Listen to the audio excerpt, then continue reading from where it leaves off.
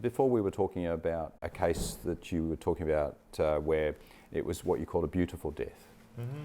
Could you take me through it? Well, I might tell a case of Ben and Pam Wald, and I have permission from Pam, the widow, and that family, other members in their family, to tell the story. I think it's a well-documented case in the literature. Yeah, but Ben was my patient, and he was dying of colon cancer. He started out 200 pounds. He was weighed almost 100 pounds when he died. He'd been through all the treatments. He'd had surgery. He'd had chemo. He'd had radiation. Subsequently, it wasn't working. His wife was interesting. His wife was Catholic and was opposed to his choice for aid in dying, but was supportive of it, even though in her heart she didn't really want him to do this. Of course, she loved him. She didn't want him to go. We met. Went through the procedure. Another doctor met, and I did a house call for him. And fortunately, a cancer specialist came and did the house call too.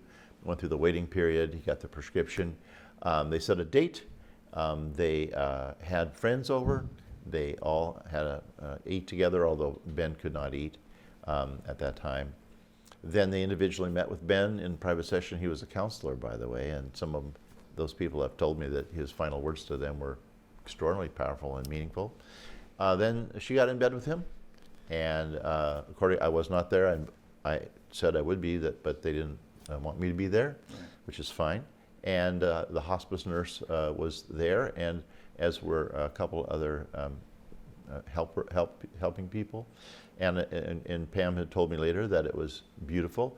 He said thank you as his last words. He drank his medication, put his hands across his chest, as he always did when he was relaxed, and gently fell asleep. They had their own music on, they had candles, and Pam describes it really as almost a sacred death. And then she realized, interesting, afterwards, that this was the best thing she could have ever done for him. And it was her ultimate gift of love to him. So that's would be not untypical. And I have attended a few planned deaths. I attended a planned death a couple months ago, similar, with a woman, and she had 7 of her grandchildren in the room, and one of her 2 children, her other child, was sick. And it was, again, just calm, peaceful, gentle, kind thing. It was really sacred. You know, I lived a lot of babies, and you always talk about the miracle of birth.